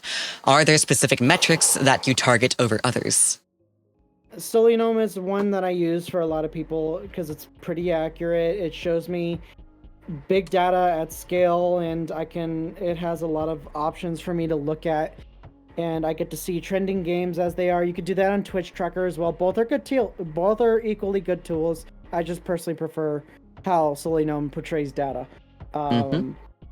And I also look at YouTube Studio when it comes to YouTube stuff. I don't give a fuck about TikTok analytics. It's not really accurate. I'm gonna be pretty straightforward with that. Some people swear by it, but every time I look at it, it's insufficient for making qualified decision making and analysis. So I just look at the TikTok itself, and I look at the videos that do well, the videos that don't do well, and I do a qualitative analysis, which is basically the non-data analysis of like everything else that isn't data. Essentially, like, what are the comments like? What is actually being portrayed? How is it being portrayed? And you do that kind of analysis on something like TikTok, Instagram Reels, etc. For something like, I do the same thing when I'm doing VOD analysis. That's a qualitative approach, because there is a lot of data that can portray that, but ultimately people mainly work off of vibes. That's the biggest thing you have to understand, is viewers work off of vibes, not off of numbers, because who's gonna care about average view duration if Joe Schmo over there is only ever gonna watch things for like 2 hours because they work a 9 to 5, right? And so they have lives. And so when you're looking at data should be telling a story. And you should not be worrying about vanity metrics like followers and concurrent viewers. So like I use Twitch analytics as well. So if I want to actually give like specific metrics, every time I'm looking at stuff, I want to see, because when you're going into the Twitch streamer dashboard, honestly, probably the visual is probably going to be interesting. Like if you want to do everyone a solid and go into like the gaming scene and pull up your Twitch dashboard, I can lead everyone through that real quick. So what we're doing on this tab is we're in the Twitch streamer dashboard, and in your you have all these drop downs, right? And right here is an overall view of the traffic you have. And leave my flatline alone. There's a lot of misinformation on like Twitter and TikTok about there's no discovery on Twitch. And while Twitch does have poor discoverability, that doesn't mean that there's no discoverability. This is active proof of what discoverability you do have. And most people will have the majority of their discoverability from returning followers, from raids, and everything else is just kind of cherry on the top, because those are the two main traffic sources you're getting. So if you want to scroll down a little bit, yes, ma'am. we'll be able to, yeah. So like this is the past month for Fee. Like here we have the browse page right there, and we have the impressions. So when you're on the browse page, like go ahead and open up a tab for just Twitch real quick. So what you're doing here, right here. So this is the home page. And so you see all these little things right there. Live channels will think you'll like. Just chatting and IRL streams. Scroll down. Scroll down more. Scroll down more. Recommended just chatting channels. VTubers. Hype trains happening right now. Poggers, streamers you won't want to miss. There's all these like interesting little things. These are homepage recommendations, and they have their own little shout outs here. And I don't want to get into the jargon of why that is. That's for a different time. But right now, all you need to know that this is a way that you get discovered. And so if you're not doing a popular category, this is often a thing that does get kept in mind. It's indie game time, as you can see, like right there. They're playing Fields of Mysteria. Like that's not even a game that most people know about. So it's like, and then you got Thank Goodness You're Here, In Out, Viewfinder, Thank Goodness You're Here again. And so like you got all this interesting stuff. And so you have some level of discoverability through this. Go to the browse page up top. Yep. At the top of the page. Right there. So, go to live channels. Live channels? Yeah.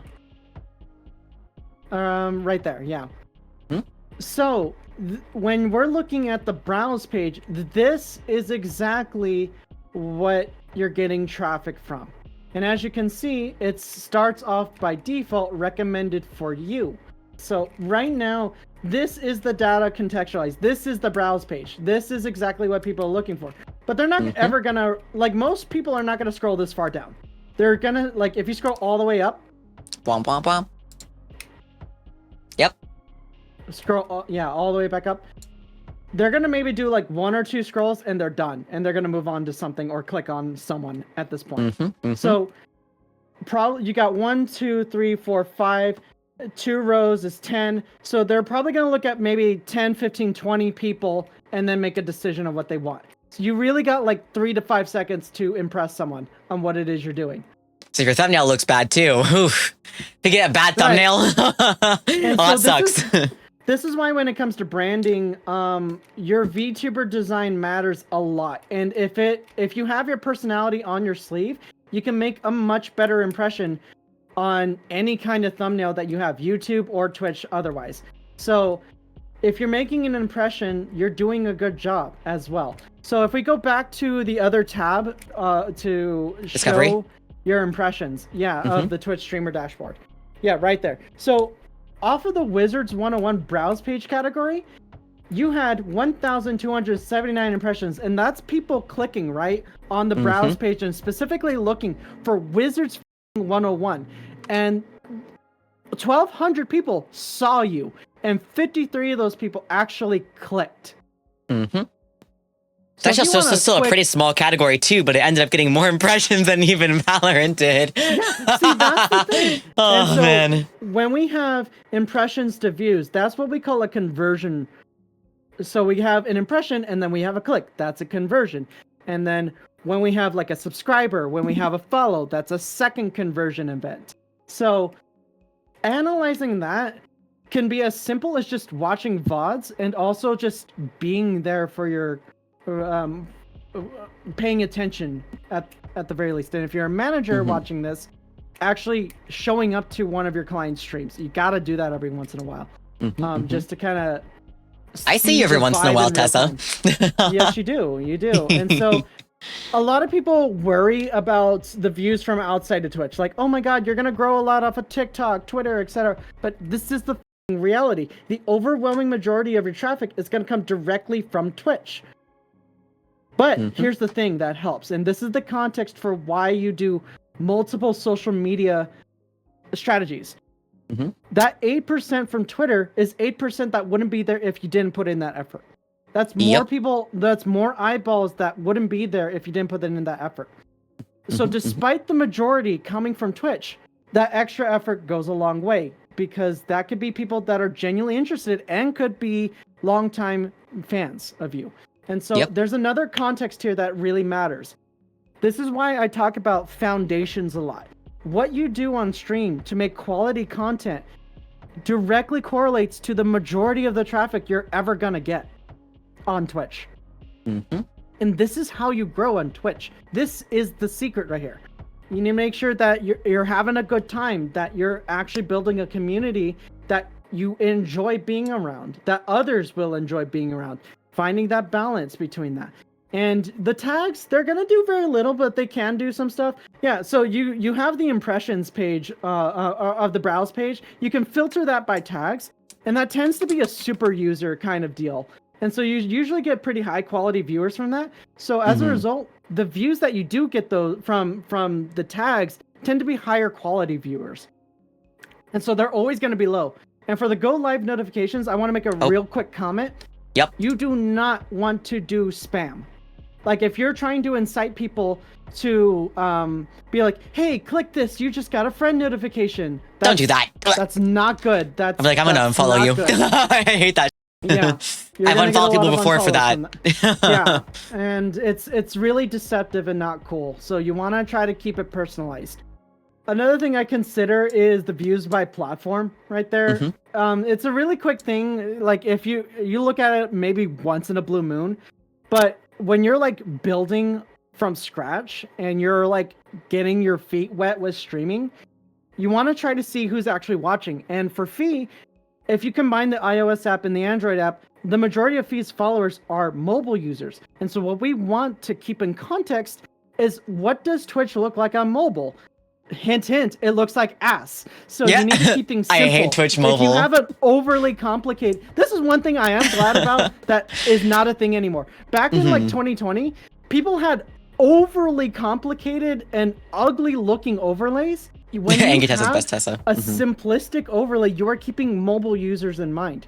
And so if it's highly personalized, it helps you stand out a little bit, but it's not necessary, because look at us. We are just PNGs and a transparent model on a screen.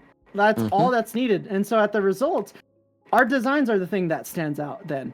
And that's where the branding aspect comes in. And so that's how you analyze at least the branding aspect. So if we go back up to, on the left-hand side, go to stream summary.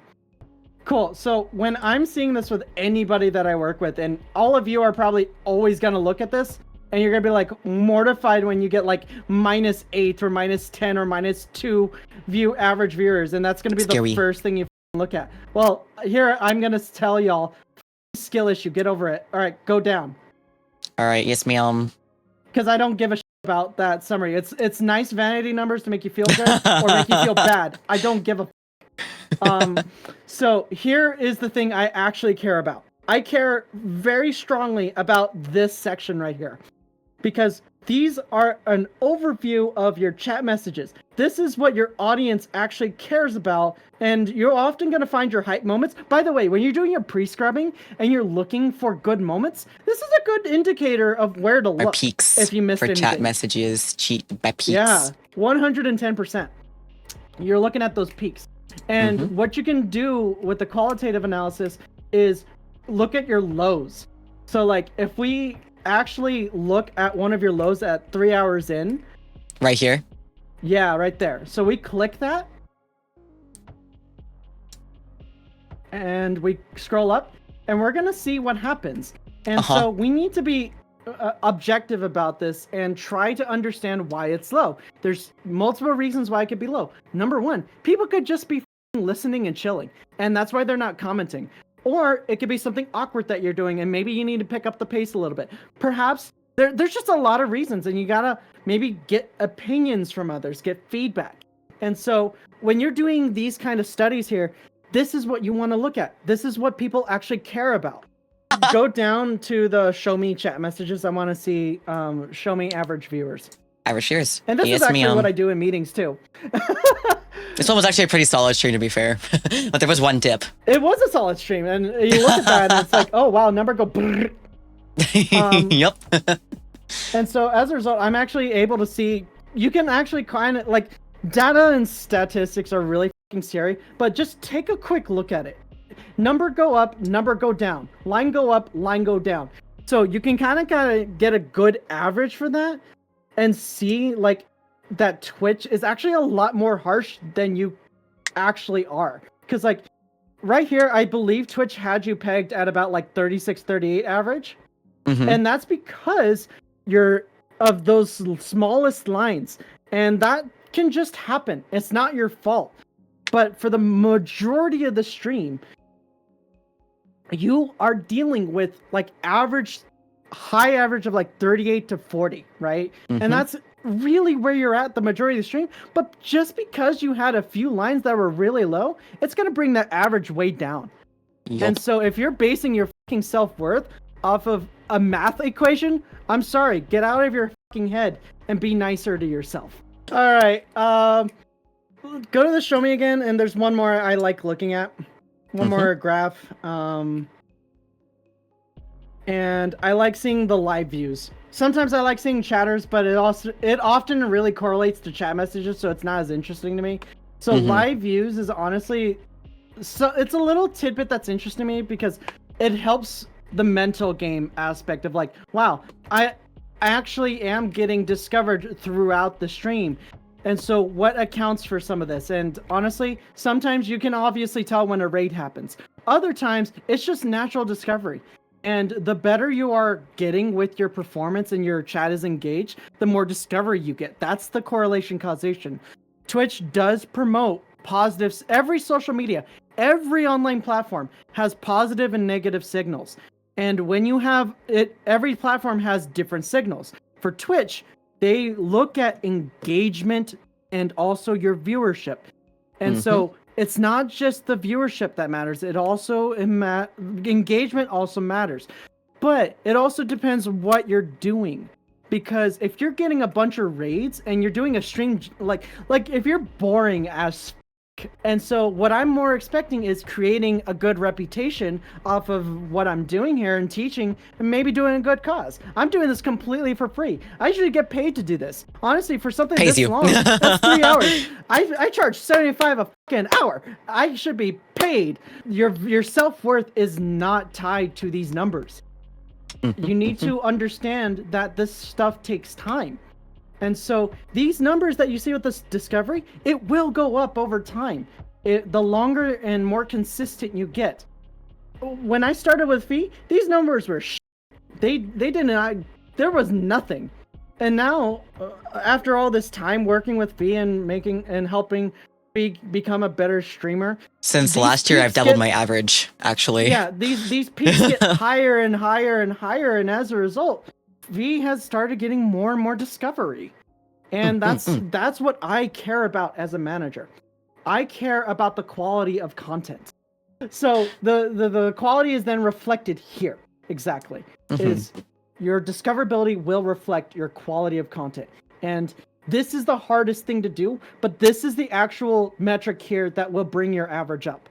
And discoverability is really difficult, but you got to give it everything you got and keep experimenting, as we keep talking about. So very quickly, what I give a fuck about and what YouTube staff gives a fuck about. We're going to go to analytics. All right, so you have here like some interesting things here, right? So the biggest thing that YouTube staff and the algorithm, quote unquote algorithms, care about is watch time hours. Right there, boom. If you look at that, that's going to be your channel average right there. But if you go over to content, here we have another thing that does matter is average view duration. This is another thing I do care about sometimes. And if I'm looking at this, I'm usually looking at average view duration specifically for individual videos, because I can see what retention happens, and I will show that in just a bit. Right now, I want to look at the audience tab. So here we go. They're giving you like the best of what you got right here. So when you're looking at a YouTube video, you can actually improve your pacing and edits by looking at this very interesting little retention curve right there. And so depending on where it goes down, you can actually improve how you do storytelling right there. And so if you do actually care about doing that and you want to improve your long form strategy, this is exactly how you would do it, bit like play by play. The most important thing for growth is watch time hours. And because as YouTube staff often indicates, two things. Think audiences, not algorithms, but also the best indicator is they want people to binge watch because they're competing with like Amazon Prime, Hulu, Netflix. And so they want people to stay on YouTube as long as possible. So calculating watch time average is actually something they care about. And so that's what will make your channel grow, is how many hours people are watching your videos and your content. And so with average view duration, all that is how long the average person is staying on a video. And so if you want to make your stuff a little more watchable, this is a handy tool that helps tell the story and can show you exactly how you can improve. And so if you go up to the audience tab up top, this is the next thing I want to show audience. People. Done. Okay, so we want to go down. Go down. Oh, yes, shit, ma'am. you don't have enough data there. But the channels your audience watches. So there's usually gonna wait. Actually, that's not what I want. Go down when your viewers are on YouTube. Format your viewers watch. Yeah. Right there. So this graph right here is really. I'm looking at when your viewers are on YouTube. Because if you want to like know when your specific audience is on the most, they're gonna give you exactly the times that they're watching, and that's when you schedule. The time changes every now and then, and so it's good to check on this about once a month. And then here's the next really important place for you to look at in YouTube Studio. It's the inspiration tab up top. All right. Because what they're doing, so here's the thing. People talk about the quote-unquote YouTube algorithm all the time. So here's the real secret uncovered. Someone's asking if you have a master's in marketing. For YouTube is based on categorization that's based on watch history. And so if you're a viewer, you're probably noticing something. Every time you open up the YouTube homepage, there's different videos happening all the time that are shown to you. And as you watch different videos, that selection changes according to what you're watching and how long you're watching it. So they're tracking your behavior across YouTube to cater your feed. That's how all of social media works. It's based on signals, like I'm saying. And so on the flip end, as a creator, you tell YouTube what it is you're doing by putting your channel tags through the settings tab, and also by the content you put out yourself. And so with the content you put out, that's information that you have giving to YouTube that they then try to cater that to viewers who are most likely to watch your Mm-hmm. And as a result, this is a good overview. This inspiration tab is a good overview of exactly what you are looking at. I wish I could show some of my bigger clients, because I would be able to show you way more stuff, but this is literally NDA territory. So this is the best you're going to get. So right now we have some really funky stuff, because what I feel like is happening here specifically is that with Fee's account here, there may be some mixed signals with the data. And so there may be a different approach we may need to implement to make sure that YouTube understands who to cater to. And so as a result, this might actually be a reason why her videos aren't doing so hot. But it's also very interesting because she's been consistently putting out interview videos for LGBT. And so we ideally should be seeing more LGBT suggestions and more LGBT viewers, but we're not seeing that. And so there may be a bit of a disconnect. And as a result, we can conclude that we can go a different direction and need to experiment in that kind of way. And so that's the kind of breakdown you're probably going to want to do for yourself. And if you're working with a manager, they're going to be looking at this kind of stuff. But if they aren't, I don't know what to tell you. Okay, we're going to do something right now. We're going to just type in ASMR. Get ideas for your next video. Type in ASMR. ASMR. Let's assume we were hyper consistent for like a year on ASMR. So when I see a lot of ASMR channels, especially a lot of the bigger ones, this is exactly what I'd see without needing to type. And that honestly is a really good indicator that your channel is doing well, because you're reaching the exact audience you want. But the fact that we had to type it, honestly, like when you're starting out, this is honestly what you're probably going to have to do either way. What you're going to want to do when you see this, you don't have to do it right this second, but what you're going to want to do is you're going to want to open up their channels and see exactly what it is they do well. And take a notice of the patterns of the thumbnails, of the titles. A lot of ASMR videos are like this, where they have a shit ton of text, and this is very anomaly, because most niches on YouTube are very anti-text. But for ASMR, for some reason, people like the context of the words involved, and they like the very specific tags, emphasis tags that you do. And if you're making your own, like you are, you're still using a lot of these informations as you're uploading anyways, so that people are actually searching for this, for example. And so oftentimes on YouTube, like the whole categorization thing I was mentioning, most people are getting their traffic directly from the homepage. But in some niches like ASMR, people are fucking searching for that. And I know that for a fact. And so, because when I'm working with ASMR channels, their search discovery is actually the highest. And it's usually like 30% or higher. And so most people are actually just straight up looking for these very specific things. And what ASMR people do is they create playlists for themselves to listen back to back with. And usually people are doing that for two reasons. And this is something like if you're trying to get into management, or if you're just trying to understand your niche in general, this is all good information to know either way. So what you're wanting to do is you want to understand why people do what they do. So one of the things that people do with why they make the playlist is because, like, think about it. You're at work, right? And let's just say you're fucking Becky, the fucking skank. But Becky has like chronic depression and social anxiety, and she hasn't spoken to a human being in 20 years. So Becky needs some serotonin because she hasn't had human connection since she was like 5 years old. And we're building a little profile. So Becky has abusive parents, and she's like, my boyfriend, he cheated on me. I don't want to do any kind of illicit drugs, but I need the next best thing, VTubers. I'm actually undiagnosed autistic, and I specifically react to triggers, and it makes my brain tingle. And it feels good. And I don't know, this slaps. And so I'm going to build a bunch of playlists over time to listen at work or listen when I'm going to sleep or waking up because that makes me feel good. And all of a sudden you got Becky here who's like really enjoying the binge watching this and you have all these channels popping the off. Becky is sitting here rewatching this and going through the playlist and she's got like 10,000 hours on this playlist.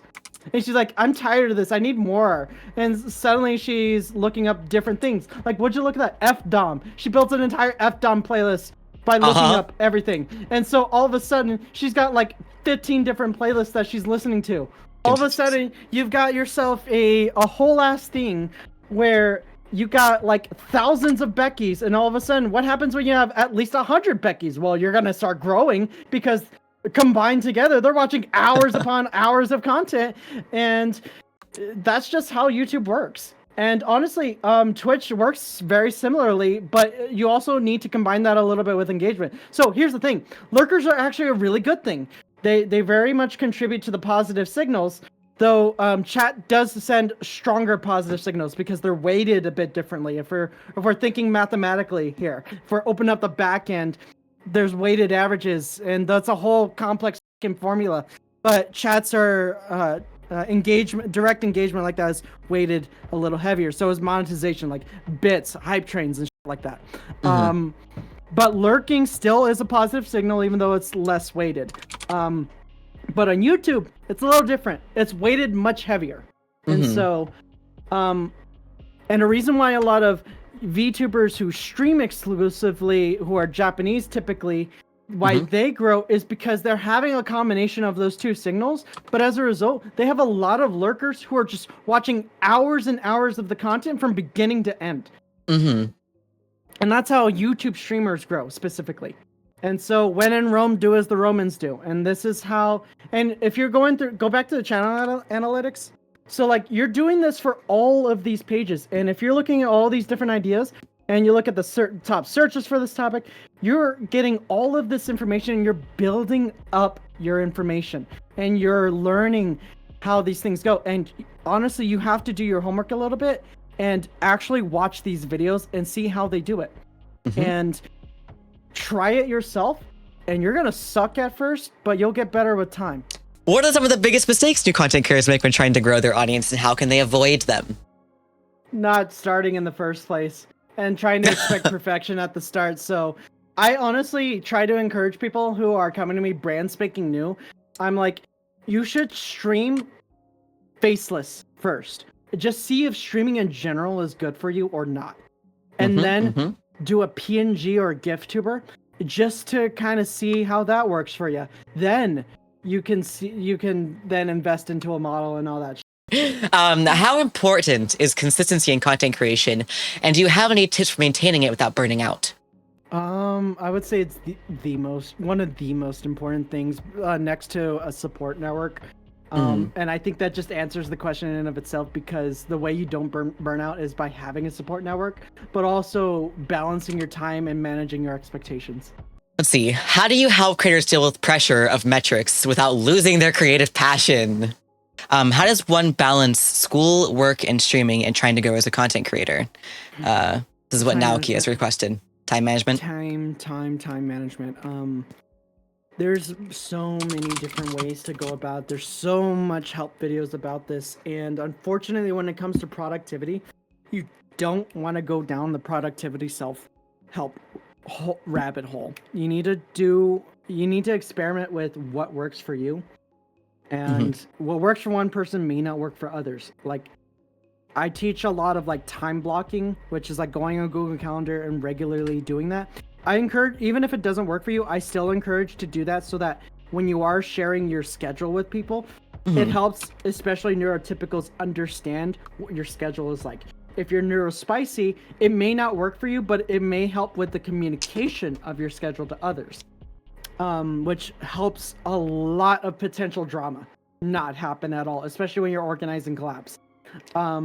When it comes to time management, you can also look at time blocks, and you can have Honestly, Fee, would you like to share what Iris did for you? So I started off at 3 p.m. waking up on my all day work schedule. Right, this is the day I don't stream at all.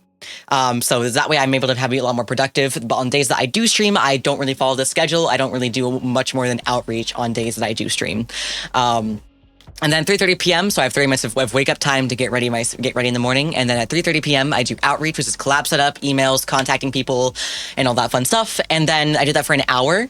And then at 4:30 p.m. I do coffee, updating members in Discord, update behind the scenes, update with content week early, more do thank yous, all that fun stuff. And then at 6:30 p.m., that's like 2 hours after of coffee, right? 6:30 p.m. I do an hour of video editing. And then after that, I get 2 hours of break time. So that way I can have like a little more of a work-life balance, right? And then after that, at 9:30 p.m., I do another hour of video editing. This can be, recording, scripting, straight up editing myself or sending videos to editors, stuff like that. And then at 10:30 p.m., I do 2 hours of video recording. So that's if I didn't need to do any video recording prior and I had during the video editing, I would do the video recording right here for 2 hours. Hi, Tessa. Welcome back. Hi. And then at 12:30 a.m., I do graphics, so thumbnails, stream graphics, schedules, any other else things that I need. Graphics doesn't usually take that long, so if I have less graphics to work on, then I will just, I'll use that time for something else in my work schedule. And then after 2 hours, I move on at 2:30 a.m. to planning. So I'll sit down and plan stuff for the next day and kind of brainstorm ideas. And then after that, I go to bed at 3:30 a.m. or I get time off for the rest of the night until I'm ready to go to bed. So it's usually 12 hours time in between the 3:30 a.m. and the 3 p.m. the next day. So that's what my schedule looks like normally. Oh, that's what my schedule looks like normally for like an average work day. But that's how I handle my stuff. Again, I do have a day where it's IRL stuff. So either I choose to go on dates with Nyan, I take care of my things like taxes, paying my bills, going out and being a human being, which you guys should definitely be doing. I don't work on the side of things, so that's the kind of the difference there. I will admit that during the times that I was working full time as well, even part time, it became increasingly more difficult to handle my time management. So I would say try to juggle having less projects that you're working on at a time. Manage your time. Budget your time wisely. Budget your time as much as possible. Budget your time wisely. How does it differ working with clients from a more corporate world versus the indie world? That's a very good question. Scary. Without breaking NDA, the most I could probably say is there's definitely two different cultures. For example, when it comes to collabs, there's a set of collab etiquette that is true for the indie world that's not necessarily true for the corpo and vice versa. And so there's just a set of etiquettes and standards that it takes time. Like if someone leaves a corpo, for example, because I do work with a number of ex-corpo people, both consultation and management. So it's like there's certainly a set of challenges that happens when you graduate from a corpo that you have to adjust with going indie that takes time. And so that is one of the struggles that ex-corpo talents have to deal with. But on the other side, they do have a lot more connections that they're able to take advantage of. And they do have a better head start on average because of them being ex-corpo. There's a sort of privilege that is earned from being ex-corpo that would not be there if you were indie. That at least is very true, and it's often a part of the strategy that I can incorporate when I work with such talents. Versus indie, you have a lot more to prove for yourself, and so there's a lot more expected of you. There's a lot more uphill battles you have to do. Not that these ex-corpos going indie don't have those, and most of the time they don't survive. And so it's often a very difficult job to try to help people adjust when they're graduating going indie. And it's also it's also a different, it's just not, it's like equal, but it's also just a different set of challenges working with indie, because it's like you're kind of like a nobody starting from scratch no matter where you're at. And even if you're a partner, right, I still consider people who are like 150 CCV to be small. because you still have a lot of the same struggles and issues. Mhm. You may not struggle as much in certain areas, but you may struggle in others. So like some may struggle financially even as partners. Others may not. And so it's just, you have a lot, even ex-corpos still have that struggle one way or another. It's just, it's really difficult. And everything we've been talking about this stream is all a part of that struggle one way or another. Is there anything else, any parting words that you want to give to anybody listening to right now or that may listen in the video later on YouTube?